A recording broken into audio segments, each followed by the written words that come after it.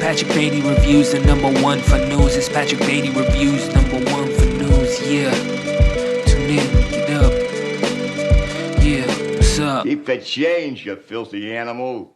What is up, my gaggle of geeks, and welcome to my review of Concrete Cowboy, which is directed by Ricky Staub. It's out on Netflix this weekend and stars Stranger Things' Caleb McLaughlin as Cole, who's a teenager who's dropped off at his father's doorsteps in Philadelphia. The father, Harp, played by Idris Elba, is a cowboy in Philadelphia. He owns horses and is part of a community in Philly that owns horses and are keeping the tradition alive, keeping it alive in Philadelphia. Harp has never really been in the son's life, so it's a little bit of a father and son story of them coming together, learning about each other, and you also get this really unknown history about Philadelphia and the fact that there's still so many people owning stables and horses inside of this huge industrial city that came from a time long before that they're still keeping the tradition alive today, which was really fascinating. And the film really was a heartwarming film that I had a really good time watching. First, I'm super impressed with Caleb McLaughlin's performance. He does a really good job with this. I love his character. I love the arc that he has when it comes to choosing a side between working with his father, who's kind of cold and distant and not really knowing how to connect with him, to a friend that shows up called Smush, played by Charles Jerome, who basically befriends Cole but is on kind of a more seedier side, doing some things that'll get him into trouble. And now he's gonna have to choose between those two things because he ends up connecting with a horse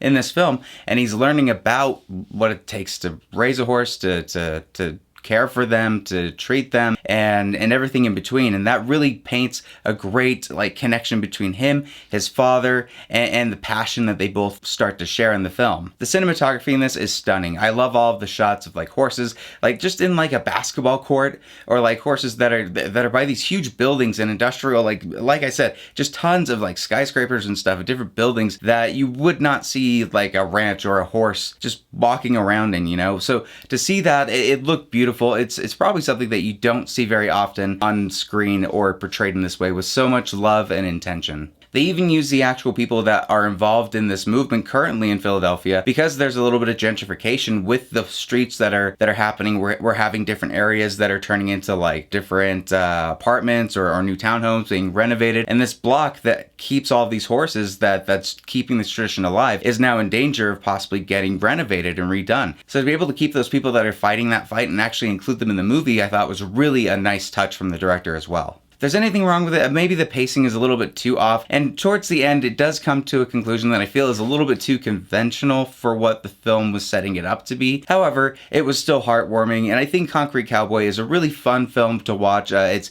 entertaining. You're gonna get all the feels. You're gonna learn a little bit about different times, and really learn about things that you've not known before. I had no idea that this existed in Philadelphia, and I'm very excited that we get to see this. I'm giving Concrete Cowboy an 8 out of 10.